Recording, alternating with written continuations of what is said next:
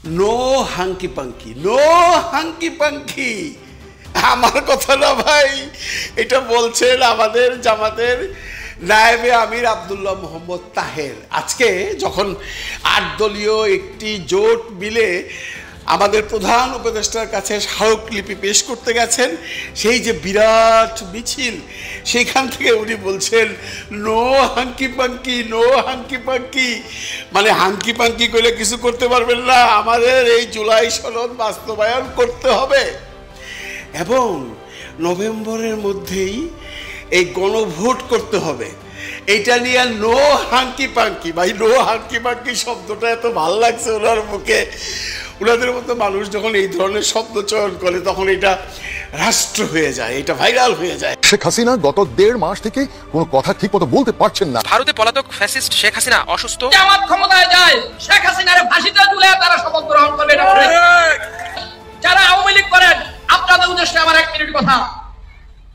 আওয়ামী লীগ বিগত সরকারের সময় সবচাইতে বেশি ক্ষতি করেছে জামাত ইসলামের। তাদের যেই সমস্ত নেতাদেরকে ফাঁসি দিয়েছে, এটা জামাত ইসলামের পূরণ করার মতো না। তারা আজকে আওয়ামী লীগকে ভুলভাল বুঝিয়ে পা ধরে আজকে তারা আওয়ামী লীগের ভোটটি নেওয়ার জন্য আপনাদের কাছে কাছে বাড়িতে ধারে তারা যাইতেছে। কিন্তু আপনাদের সজাগ থাকতে হবে, আপনাদের সজাগ দৃষ্টি রাখতে হবে। এই আপনাদের আওয়ামী লীগের ভোটটা নিয়ে আল্লাহ না করো, আল্লাহ না করো, আল্লাহ না করো, যদি জামাত ক্ষমতায় যায় শেখ হাসিনার ফাঁসিতে ঝুলে তারা শপথ গ্রহণ করবে। ফজা পাগলারে নমিনেশন দিছে। ফজা পাগলার মতো যত পাগলামো, মুজিব বন্দনা, আওয়ামী রাজনীতি সবকিছু ওন করেছে। আর এক মুজিব সানা হাবিবুর রহমান, হাবিবুরও নমিনেশন দিছে। মানে মুজিব সানাদের পুনর্বাসন করেছে শক্তভাবে, যেন আওয়ামী ন্যারেটিভ চালাইতে পারে। মাদারীপুর একে একটা কাঁচা ঘুরে নমিনেশন দিচ্ছে। দেখেন ছবি, দেখেন দিতে চাই, দেখেছেন এবার ভিডিও দেখেন। ধন্যবাদ জানাচ্ছি, আমাদের সকলকে ধন্যবাদ জানাচ্ছি। সবাই ভালো থাকবেন। তারেক রহমান জিন্দাবাদ, ম্যাডাম খালেদা জিন্দাবাদ, জিয়া রহমান শহীদ হোক, জয় বাংলা। দেখেছেন কাক নমিনেশন দিছে, ক্যাঙ্কা নমিনেশন দিছে। কপাল, তবে ডক্টর ইউনূস সাহেবের চান কপাল। ক্ষমতাচ্যুত সাবেক প্রধানমন্ত্রী শেখ হাসিনা নির্বাচনী আসন গোপালগঞ্জ ৩ থেকে এবার নির্বাচন করার কথা জানিয়েছেন আলোচিত কন্টেন্ট ক্রিয়েটর হিরো আলম। তিনি প্রায় 18-20 কোটি মানুষের দেশে কি করে নিরাপত্তা দেবে অন্তর্বর্তীকালীন সরকার? যারা ডক্টর জাকির নায়েকের আলোচনায় নিরাপত্তা দিতে হিমশিম খাবে বা নিরাপত্তার প্রবলেম তৈরি হবে আশঙ্কা এই প্রোগ্রামটি বাতিল করেছে, তাদের কাছে আমার প্রশ্ন, আগামী নির্বাচন সুষ্ঠু করতে পারবেন? এই প্রশ্নের উত্তরটা আমরা সরকারের কাছ থেকে দাবি করছি। যে বাংলাদেশে শাহরুখ, সালমান, সানি লিওনদের মতো ব্যক্তিরা আসতে পারেন, নিরাপত্তার অজুহাত তৈরি হয় না, সেই বাংলাদেশি ডক্টর জাকির নায়েকের মতো একজন ইসলামী স্কলারের আসার ব্যাপারে সরকারের এই নীতি আমাদের জন্য হতাশার, কষ্টের এবং সরকারের এই ভূমিকা নির্লজ্জ ভূমিকা। খেলা শুরু হয়ে গেছে, এটা কিন্তু ফাইনাল খেলা চলতেছে এখন। আর এই ফাইনাল খেলাটা আরেকটু পরে হলে ভালো হইতো, কিন্তু আগে চলে আসছে কেন জানেন? জুলাইকে যদি আপনি ঘোষণা দিতে যান, আইনি বৈধতা দিতে যান, স্বীকৃতি দিতে যান, তাহলে ভাই ভারত তো হাইরা যায়, ভারত হেরে যায় তো ভাই। কারণ কি জানেন? ৭১কে ওরা বাঁচায় রাখতে চায়। ৭১-এর পরে আর কোন নতুন বাংলাদেশ হয়েছে এরকম কোন প্রমাণ ওনারা রাখতে চায় না। এটা যদি রাখেন তাহলে ভারতের পরাজয় হয়ে যায় না? কারণ ৭১-এ ভারত আমাদেরকে যে সহযোগিতা করছিল, আর ওই সহযোগিতার পিছনে তাদের মূল উদ্দেশ্যটা কি, এখন তো আমরা সবাই আয়নার মতো পরিষ্কার দেখতে পাই না। কিন্তু দেখতে পাওয়ার পরও দেখেন আমাদের উপরে চাপায় দিতেছে। কি চাপায় দিতেছে? যে না, কোনো গণভোট হইতে পারবে না, কোনো সনদপত্র এখন হইতে পারবে না, এগুলা পরে, আগে নির্বাচন দিতে হবে। কিন্তু কিভাবে আপনারা নির্বাচন করবেন? যেসব দৃশ্য এখন দেখতে পাইতেছি, এই থেকে কি বোঝা যায় না যে আপনারা যদি নির্বাচনে হেরেও যান, সেটাও মাইনা নিবেন না। নিজেরাই মাইনে নিতেছেন না। দুই ভাই এক ভাইকে নমিনেশন দিছে, আরেক ভাই মাইনা নিতেছে না, আরেক ভাই তার দলবল নিয়ে তার উপরে হামলা করতেছে। আর জাতীয় নির্বাচনে যদি হাইরা যান, আপনারা মাইনা নিবেন না, মাইনা নিতে পারবেন না। ওই মানসিকতা আপনাদের মধ্যে নাই এবং জুলাই সনদপত্র যেন কোনোভাবেই স্বীকৃতি না পায়, ওই কারণে এই অরাজকতা তৈরি করছেন। জুলাই গণ অভ্যুত্থানের মাধ্যমে মানুষ বুঝাই দিছে, মানুষ দেশকে ভালোবাসে, মানুষ দেশটাকে নতুন বাংলাদেশ দেখতে চায়। এটা জনগণের মনের কথা ছিল জুলাই ৫ই আগস্ট। সেই কথাটাকে কেউ এখন স্বীকার যাইতে চায় না। আপনারা স্বীকার না গেলেও কোনো কিছু করার নাই, যার যারা সে যাবে। যার মাথা দাড়ি ব্যথা, সবচেয়ে বড় মাথা ব্যথা ডক্টর মোহাম্মদ ইউনূস স্যারের। হ্যাঁ ভাই, ডক্টর মোহাম্মদ ইউনূস স্যার তো ১ নম্বর আসামি। কার চোখে? ওই যে শেখ হাসিনার চোখে ১ নম্বর আসামি না? গত ১.৫ বছরে যত অডিও কল ফাঁস হয়েছে, উনি দেশ নিয়ে কোনো কথা বলছে, উনার ভুল নিয়ে কোনো কথা বলছে, উনার মধ্যে কোনো অনুশোচনা ছিল? কিচ্ছু ছিল না। এবং কোনো পথও দেখায় নাই উনার কর্মীদেরকে। শুধু বলছে ওরে মার, ওরে ধর, ওর লিস্ট আমার কাছে পাঠা, আমি দেখে নেবো, আমি আসলে এই ময়লা সাফ করুন। যত রকম হুমকি ধামকি, যেটা একজন নেত্রীর মুখে মানায় না, রক্তের সাথে কেউ বেমানি করতে পারবেন না। আপনাদের উদ্দেশ্য সফল হবে না, হইতে পারে না। আপনারা যেটা চাইতেছেন জুলাই সনদপত্রটাকে ধামাচাপা দিয়া ৭১টাকে বাঁচায় রাখতে, আরে ভাই ৭১ তো মহান পবিত্র ৭১, এটা তো আমাদের বুকে, এটা আমাদেরকে স্বাধীনতা এনে দিছে। কিন্তু আমরা আমাদের দেশকে আবার মুক্ত করলাম কাদের হাত থেকে? যারা আমাদের স্বাধীনতা কেড়ে নিতে চাইছিল, তারা কেড়ে নিতে চাইছিল, আমাদেরকে অঙ্গরাজ্য বানাইতে চাইছিল। ওখান থেকে যারা নতুন বাংলাদেশ এনে দিল, তাদের কথা ভুলে গেলে হবে? ভুলে গেলে হবে না। আপনারা ভুলে গেল, দেশের জনগণ ভুলবে না। আমি আপনাদেরকে নিয়ে একটা নতুন বাংলাদেশের স্বপ্ন দেখতে চাই। No hanky panky, no hanky panky. আমার কথা না ভাই, এটা বলছেন আমাদের জামাতের নায়েবে আমির আব্দুল্লাহ মোহাম্মদ তাহের। আজকে যখন 8 দলীয় একটি জোট মিলে আমাদের প্রধান উপদেষ্টার কাছে স্মারকলিপি পেশ করতে গেছেন, সেই যে বিরাট মিছিল, সেখান থেকে উনি বলছেন no hanky panky, no hanky panky, মানে হাঙ্কি পাঙ্কি করে কিছু করতে পারবেন না, আমাদের এই জুলাই সনদ বাস্তবায়ন করতে হবে এবং নভেম্বরের মধ্যেই এই গণভোট করতে হবে। এটা নিয়ে নো হাঙ্কি পাঙ্কি, ভাই নো হাঙ্কি পাঙ্কি শব্দটা এত ভালো লাগছে ওনার মুখে। ওনাদের মতো মানুষ যখন এই ধরনের শব্দ চয়ন করে তখন এটা রাষ্ট্র হয়ে যায়, এটা ভাইরাল হয়ে যায়। দেখেন জামাত ইসলামের আজকে যে গণমিছিলটা ছিল, এটা ছিল একটা ট্রেইলার, সামান্য একটা টিজার। মানে আমরা সিনেমা বানাবার সময় সিনেমার সমস্ত কিছু তো সিনেমা হলে দেখাই না, মানুষকে আকর্ষিত করবার জন্য ট্রেইলার বা টিজার বানাই, ওইটা দেখাই বুঝাই যে সিনেমাটা কেমন হবে। আজকের এই ট্রেইলার বা টিজার দেখা মানুষ বুঝে ফেলাইছে সামনের দিনগুলো কেমন আসতেছে। প্রধান উপদেষ্টাকে এই কথা মাইনা নিতে হবে যে জামাত ইসলাম যেটা বলছে বা অন্যান্য দল যেটা বলছে, এক্সেপ্ট বিএনপি, যে জুলাই সনদের বাস্তবায়ন করতে হবে, এর সাংবিধানিক অর্ডার দিতে হবে এবং জাতীয় নির্বাচনের আগে গণভোট দিতে হবে। এটা নিয়ে no hanky panky, no hanky panky. দেখেন বন্ধুরা, জামাত ইসলাম খুব ধীর গতিতে চলে, তারা কোনো ঝামেলায় যেতে চায় না, তারা সরকারকে টাইম দেয়, মানুষকে টাইম দেয়, বুঝতে দেয়, তারা এমন কোনো উগ্রবাদী মানে বিহেভিয়ার করে না যেটা মানুষ বিরক্ত হয়ে যায়। আজকে এই গণমিছিল দিয়ে তারা স্মারকলিপিটা পেশ করছে অত্যন্ত সুন্দরভাবে, কোনো রকম অপ্রীতিকর ঘটনা ঘটে নাই। তারা কয়েকজন যারা প্রধান উপদেষ্টার কাছে স্মারকলিপি দিয়ে দিচ্ছে।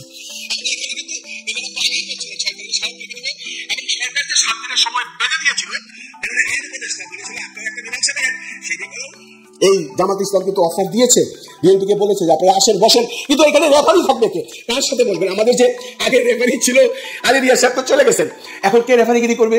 ওনারা বলছেন, জামাত ইসলাম বলছেন যে আমরা প্রধান উপদেষ্টাকে রেফারি হিসেবে দেখতে চাই। এই জন্য কি বলছিল কদিন আগে, আমরা একটু পত্রিকার খবরটা দেখি। দেখেন কদিন আগে পত্রিকা লিখছিল, জুলাই সনদ গণভোট ইস্যুতে রাজনৈতিক দলগুলোর মধ্যে সৃষ্ট বিরোধ নিরসনে সরকার দলগুলোকে 1 সপ্তাহ সময় বেঁধে দিলেও কোনো আশার আলো দেখা যাচ্ছে না।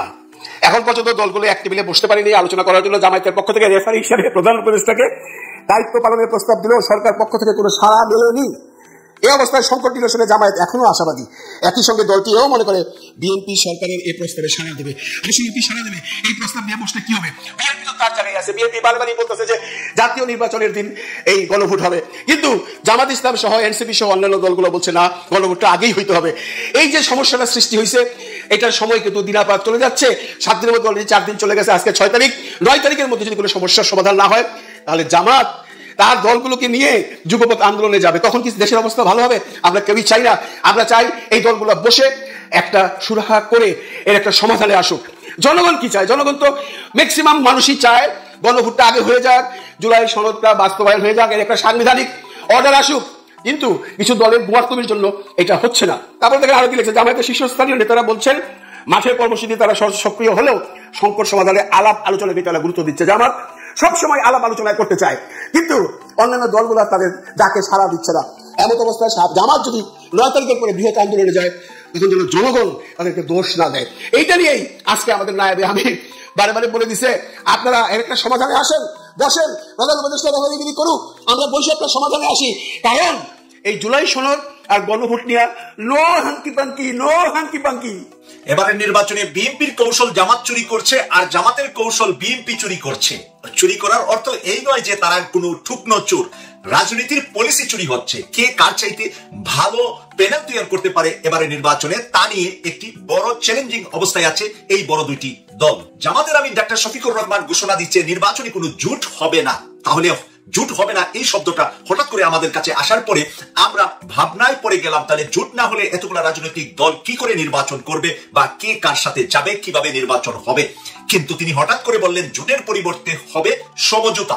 সমঝোতার ভিত্তিতে বিভিন্ন দলের সাথে যে কোনো গ্রুপের সাথে জামাত লিয়াজু করে নির্বাচন করতে চায়। সমঝোতাটা কিভাবে হবে? হাত পাকার প্রার্থীর জায়গায় দাড়িপাল্লার প্রার্থী থাকবে না, এনসিপির শাপলা কলির জায়গায় দাড়িপাল্লার প্রার্থী থাকবে না, হাত পাকার প্রার্থী থাকবে না, ট্রাক মার্কার গণ অধিকারের জায়গায় হাত পাকা শাপলা দাড়িপাল্লা কোনোটাই থাকবে না, শুধু ট্রাক মার্কার মাঝে তারা সব কয়টা দল ভোট দিবেন। আর ট্রাক মার্কার যত সমর্থক সারা দেশে আছে তারা দাড়িপাল্লা, হাত পাকা, শাপলা যেটা থাকে তাদেরকে দিবে। এইভাবে 9টি ছোট দল যৌথভাবে জামাতের সাথে যুক্ত হওয়ার জন্য চেষ্টা করছে। এখন 9টা দল থেকে কয়টা দল নির্বাচন করার মতো সামর্থ্য আছে সেইগুলা জামাত এবং সেই 9 দলের ভিতরে আলোচনার ভিত্তিতে 9 দলের ভিতরেও বড় ছোট মাঝারি আছে, মানে ছোটদের ভিতরেও বড় আছে কেউ, মাঝারি আছে কেউ। গণ অধিকার পরিষদ একটু বেশি সিট চাবে, এদিকে এনসিপি সবার চেয়ে বেশি সিট চাবে, এবি পার্টি হয়তো 2-3টা সিট চাবে, অন্যান্য দল হয়তো 1টা বা 2টা সিট চাবে। এইভাবে জামাতের সাথে সমঝোতার ভিত্তিতে অনেকগুলা রাজনৈতিক দল আগামী নির্বাচনে অংশগ্রহণ করবে।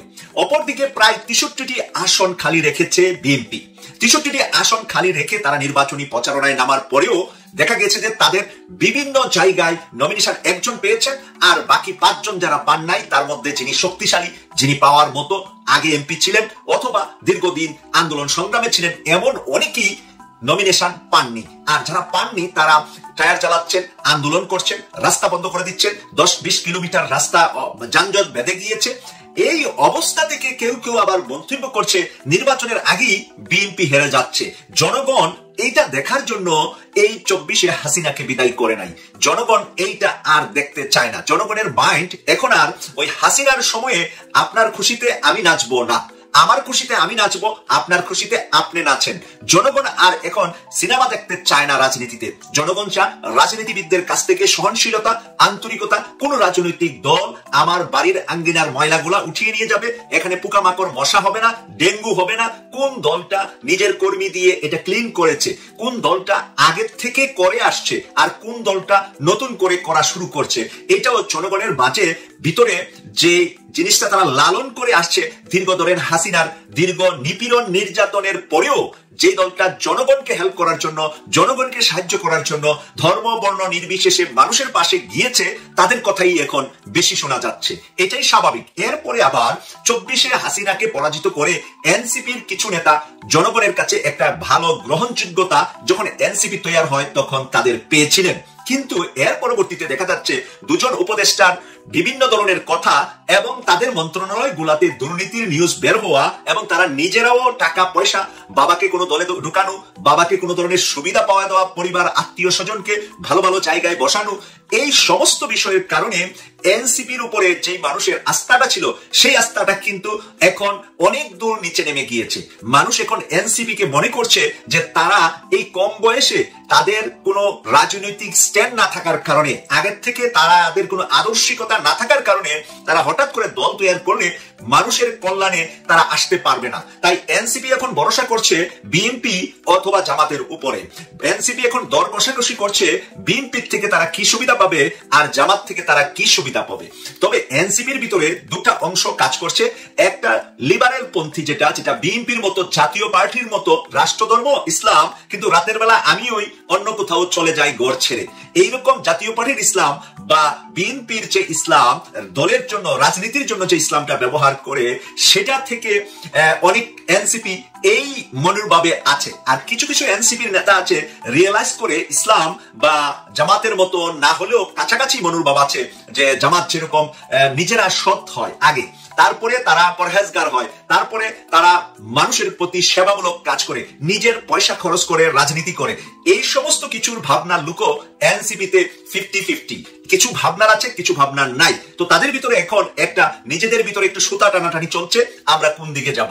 এখন সর্বশেষ তারা কোন দিকে গিয়ে সেফ থাকবে, নির্বাচনের পরেও সেফ থাকবে, কোন দিকে গেলে তাদেরকে নিরাপত্তা দিবে, কোন দিকে গেলে তাদেরকে আবার ভারতের হাতে তুলে না দিবে, কোন দিকে গেলে ভারত বাংলাদেশে ঢুকে আবার তাদেরকে ফাঁসির মঞ্চে নিয়ে যেতে পারবে, এই সমস্ত বিষয়গুলো এই এনসিপির তরুণরা ভাবছে এখন।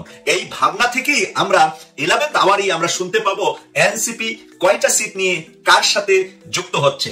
তবে পাল্লাটা ভারী জামাতের দিকে, পাল্লাটা ভারী গণ অধিকার পরিষদেরও জামাতের দিকে। এবি পার্টি সহ আরো কয়েকটি, মানে তাদের 9টি দলের ভিতরে এই 3টি দল ছাড়া আরো 6টি দল আছে।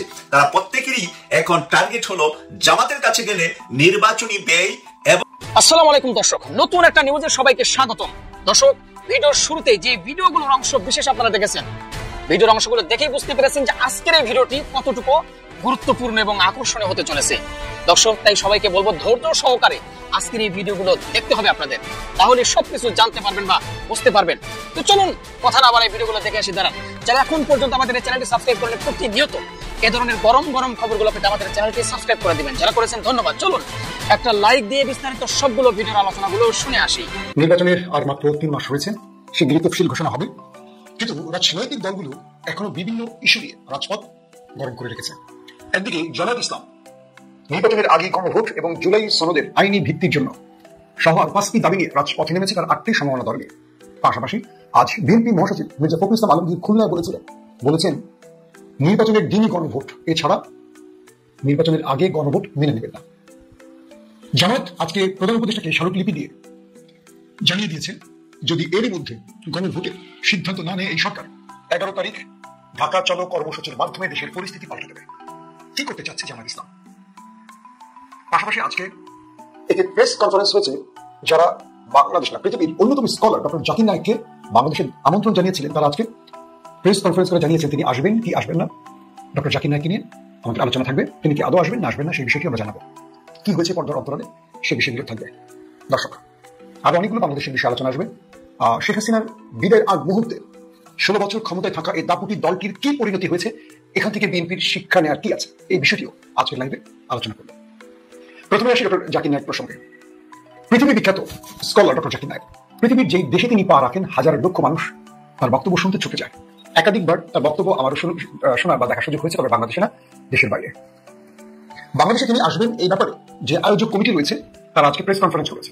তারা বলছেন যে সরকারের স্বরাষ্ট্র থেকে শুরু করে ঊর্ধ্বতন সকল দায়িত্বশীল ব্যক্তিদের সাথে তাদের বৈঠক হয়েছিল এবং তাদেরকে অনুমতি দেওয়া হয় ডক্টর জাকির নায়েকের আসার ব্যাপারে গ্রিন সিগন্যাল দেওয়া হয়, এক কথায় অনুমতি দেওয়া হয়।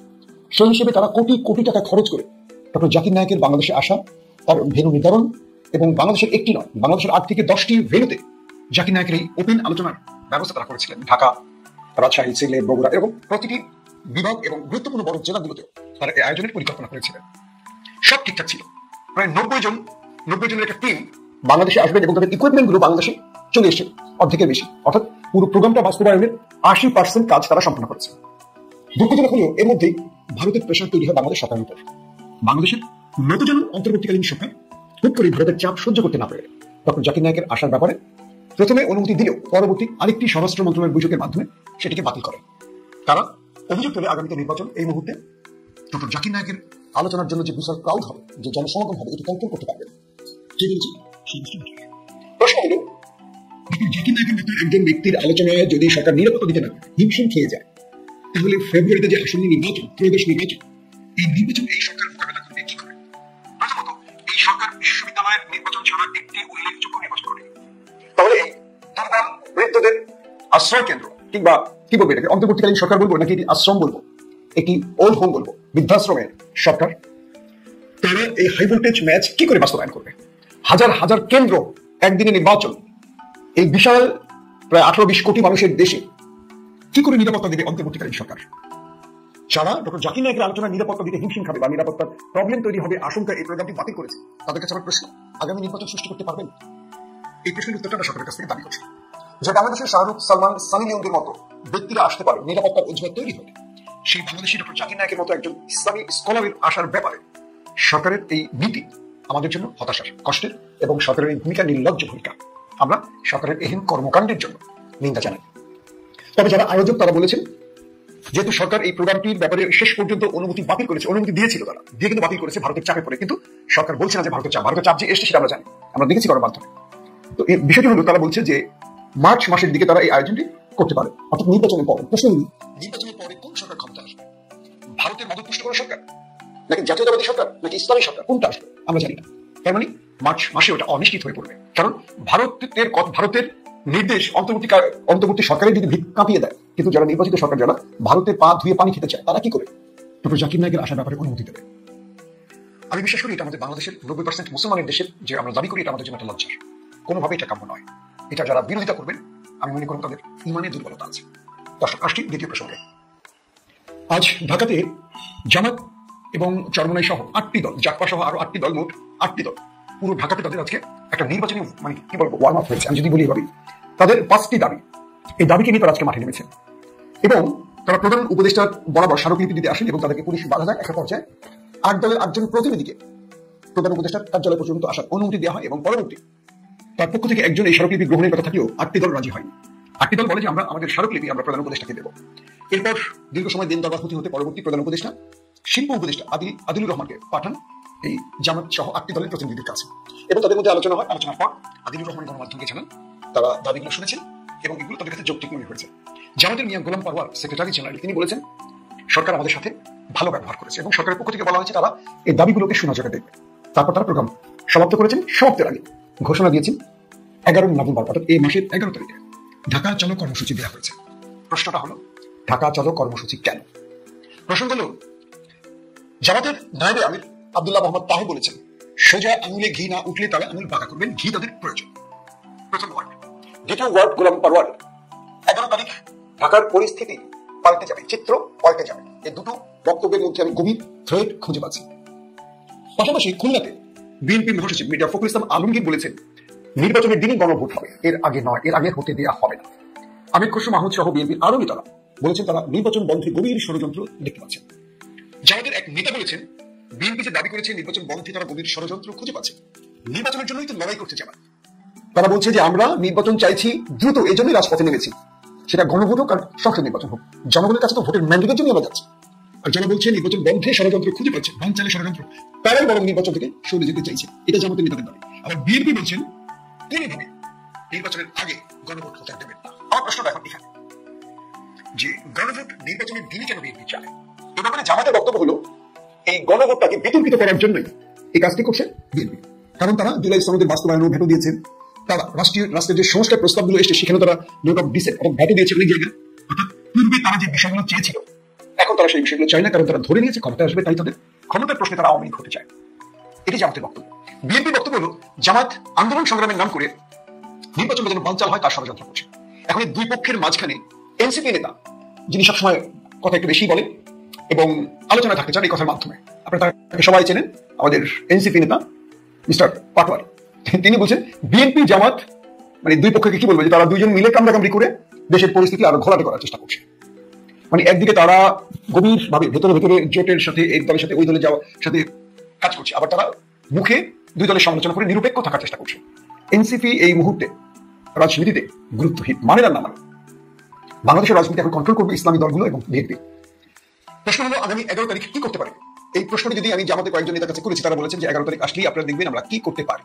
বিষয়টা হলো জামাত কোনোভাবে গণভোট নির্বাচনের দিন নয়, মানে নির্বাচনের না আগেই করতে বাধ্য করতে চায়, আর বিএনপি সেটা ভেটো দিচ্ছে। আমার প্রশ্ন একটাই, বিএনপি কেন আগে যাচ্ছে না? আগে হলে বিএনপির সমস্যা কোথায়? আর জামাতের কাছে আমার প্রশ্ন, নির্বাচনের দিন কেন আপনাদের বাধা? একই দিনে হলে সমস্যা কোথায়? এই দুটো প্রশ্নের উত্তর আমি দুই নেতার কাছ থেকে দুইভাবে পেয়েছি। জামাত বলছে যে একই দিনে নির্বাচন হলে মানুষের গণভোটের প্রতি কোনো আস্থা বা কি বলবো এটার প্রতি কোনো ফিলিংস থাকবে না। শব্দটা ফিলিংস বলেনি, তারা বলছে যে মানুষের সবার থাকবে তখন নির্বাচন অর্থাৎ জাতীয় সংসদ নির্বাচনের প্রার্থীকে বিজয়ের দিকে নজর, গণভোটের দিকে মানুষের নজর থাকবে না, ওটার ব্যাপারে মানুষের আগ্রহ কম থাকবে এবং এখানে সেই পরিমাণ ভোট কাস্ট না হলে গণভোট ব্যর্থ হবে। এটি চাইছে মূলত বিএনপি, যাতে করে গণভোটটা বাতিল হয়ে যায়। কারণ গণভোটটা হলে যদি হার জয়যুক্ত হয় বিএনপির জন্য সমস্যা হবে, কারণ বিএনপি আওয়ামী লীগ হতে চায়, এককভাবে সব ক্ষমতা হাতে রাখতে চায়। এটা হলো জামাত। আর বিএনপি যেটা তিনি বললেন, তিনি বলছেন যে জামাত এই মুহূর্তে সরকারের উপর চাপ তৈরি করে নির্বাচন বানচাল করতে চায়। অবশ্যই কমেন্ট করে আপনারা বলবেন জামাতের দাবি সঠিক নাকি বিএনপির দাবি সঠিক। আপনাদের কাছ থেকে এই বিষয়ে আমি অবশ্যই মতামত চাইব। দর্শক, দ্বিতীয় যে বিষয়টি, বাংলাদেশে এই মুহূর্তে জামাত এবং বিএনপির এই কামড়াকামড়ির মধ্যে আওয়ামী লীগের একটি মানে আওয়ামী লীগের ওবায়দুল কাদেরের একটি অডিও আমরা সোশ্যাল মিডিয়া দেখতে পেলাম। আমি আপনাদেরকে একটু অডিওটা শোনাবো। তার আগে একটি বিষয় আপনাদেরকে বলি যে বাংলাদেশের রাজনৈতিক দলগুলোর কিছু বিষয় শিক্ষা নেওয়া খুব জরুরি। আমি বলবো যে বিএনপি আওয়ামী লীগের কাছ থেকে কিছু শিক্ষা যদি নেয় বিএনপির জন্য খুব ভালো হবে। কারণটা হলো যে আওয়ামী লীগ যথেষ্ট অহংকারী হয়ে 16 বছর পর বিদায় নিয়েছে, এটা আপনারা কম বেশি সবাই জানেন। কোনো কোনো ক্ষেত্রে আমার মনে হচ্ছে যে বিএনপি একটু অহংকার প্রদর্শন করছে। ইতিমধ্যে বিএনপির প্রার্থীদের উপর গুলির ঘটনা ঘটেছে, এই ঘটনা আগামীতে আরো বাড়ার আশঙ্কা করছে বিএনপির মধ্যেই অনেকে। আসলে আমরা ওবায়দুল কাদের একটা বক্তব্য শুনি, তারপর আপনাদের সাথে মূল আলোচনা আবার আসছি।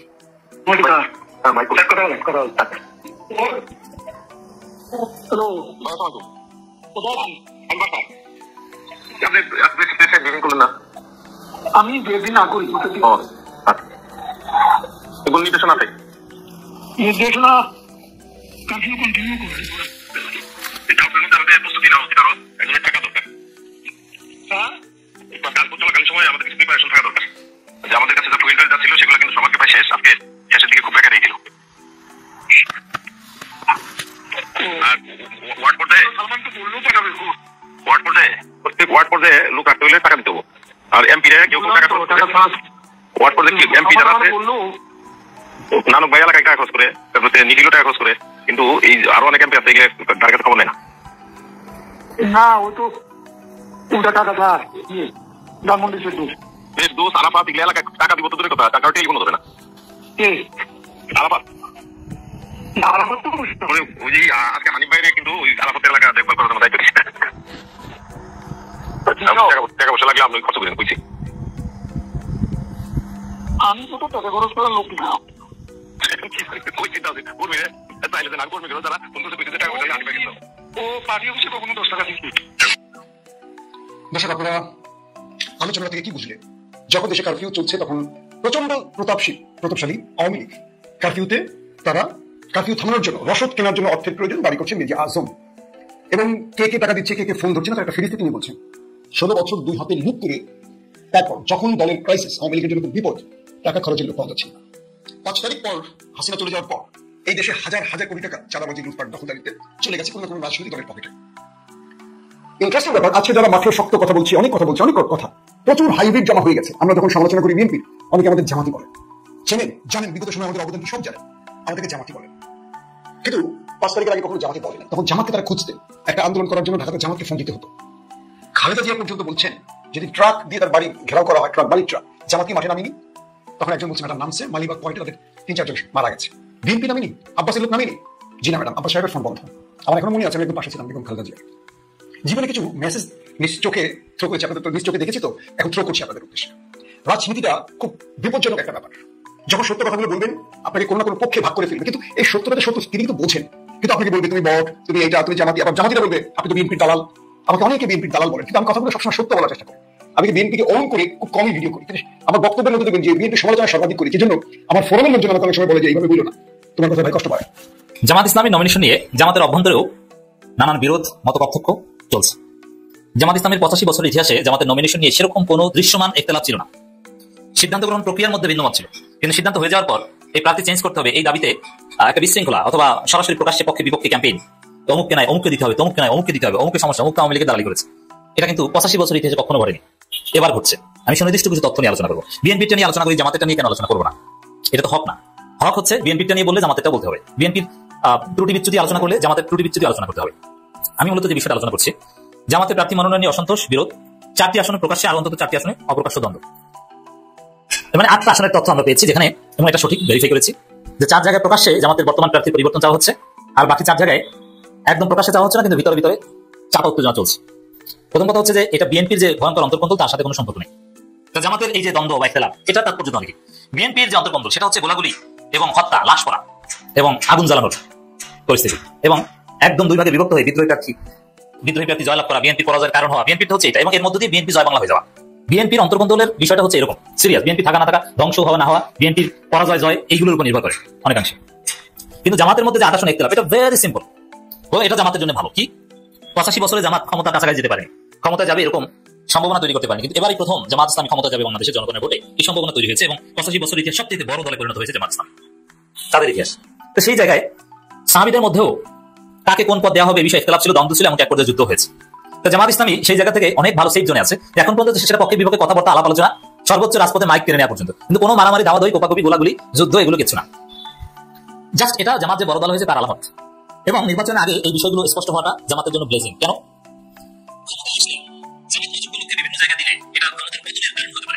বড় ডিজাস্টারের কারণ হতে পারে ভুল করে, কিন্তু ক্ষমতা আসার আগে যদি এই বিরোধগুলো সামনে আসে, এবং আমরা যে আলোচনা করছি এই উদ্দেশ্যেই, এই সব ত্রুটি বিচ্যুতি জামাত মেকআপ করুক, সুন্দরভাবে সমাধান করুক, ক্ষমতা আসলে কোনো ধরনের বিব্রতকর পরিস্থিতি করতে হবে না। এবং জামাতের পক্ষে এটা সমাধান করা খুব ইজি। সাপোজ যে 8 আসনে অসন্তোষ, বিরোধ, এই 8 আসনে প্রার্থী পরিবর্তন করলে যাকে পরিবর্তন করা হবে, যাকে বাদ দেওয়া হবে, সে কোনো আন্দোলন মিছিল কিছু করবে না, তেমন কিছুই না, কোনো সমস্যা নাই। এটা জামাতের জন্য কোনো চ্যালেঞ্জ না, কোনো ধ্বংসের কারণ না, কোনো বিব্রতকর পরিস্থিতি না। জাস্ট প্রমাণ যে জামাত বড় দল হয়েছে, ক্ষমতায় কাছাকাছি এসেছে, এবং ব্লেজিং যে ক্ষমতা আসার আগে এটা দৃষ্টিগোচর হয়েছে, ক্ষমতা আসলে কোনো ঝামেলাই হবে না। তবে কিছু বিচ্ছিন্ন ঘটনা, কিছু লোক কিছু অপরাধে জড়িত, এটা ল অফ নেচার, এটা পৃথিবীর সুন্নাত, পৃথিবীর প্রতিষ্ঠিত নীতি। অতএব এটা কোনো উদ্বেগের কিছু না। জামাত এখন যত বড় দল হয়েছে, এত বড় দল যদি কোনো কওমি হুজুরদের দল হতো, রক্তের বন্যা বয়ে যেত, বিভিন্ন মাদ্রাসার মধ্যে কোপাকুপি বেজে। দেখেন জামাত ইসলামের আজকের যে গণমিছিলটা ছিল, এটা ছিল একটা ট্রেইলার, সামান্য একটা টিজার। মানে আমরা সিনেমা বানাবার সময় সিনেমার সমস্ত কিছু তো আর সিনেমাতে হলে দেখাই না, মানুষকে আকর্ষিত করবার জন্য ট্রেইলার বা টিজার বানাই, ওইটা দেখাই বুঝাই যে সিনেমাটা কেমন হবে। আজকের এই ট্রেইলার বা টিজার দেখা মানুষ বুঝে ফেলাইছে সামনের দিনগুলো কেমন আসতেছে। প্রধান উপদেষ্টাকে এই কথা মাইনা নিতে হবে যে জামাত ইসলাম যেটা বলছে বা অন্যান্য দল যেটা বলছে এক্সেপ্ট বিএনপি, যে জুলাই সনদের বাস্তবায়ন করতে হবে, এর সাংবিধানিক অর্ডার দিতে হবে এবং জাতীয় নির্বাচনের আগে গণভোট দিতে হবে। এটা নিয়ে no hanky panky, no hanky panky. দেখেন বন্ধুরা, জামাত ইসলাম খুব ধীর গতিতে চলে, তারা কোনো ঝামেলায় যেতে চায় না, তারা সরকারকে টাইম দেয়, মানুষকে টাইম দেয়, বুঝতে দেয়। তারা এমন কোনো উগ্রবাদী মানে বিহেভিয়ার করে না যেন মানুষ বিরক্ত হয়ে যায়। আজকে এই গণমিছিল দিয়ে তারা স্মারকলিপিটা পেশ করছে অত্যন্ত সুন্দরভাবে, কোনো রকম অপ্রীতিকর ঘটনা ঘটে নাই। তারা কয়েকজন যে প্রধান উপদেষ্টার কাছে স্মারকলিপি দিয়ে দিচ্ছেন।